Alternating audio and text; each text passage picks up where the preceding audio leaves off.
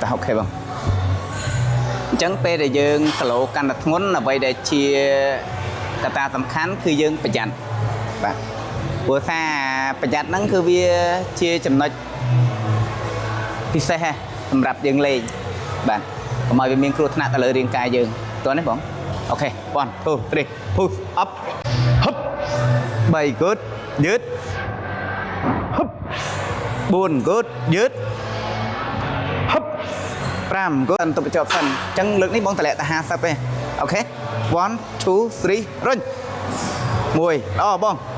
រុញ2ល្អបងរុញ3ល្អបងរុញវ៉ាន់មកហឹបអូខេចេញខ្លាទៀតអូអូ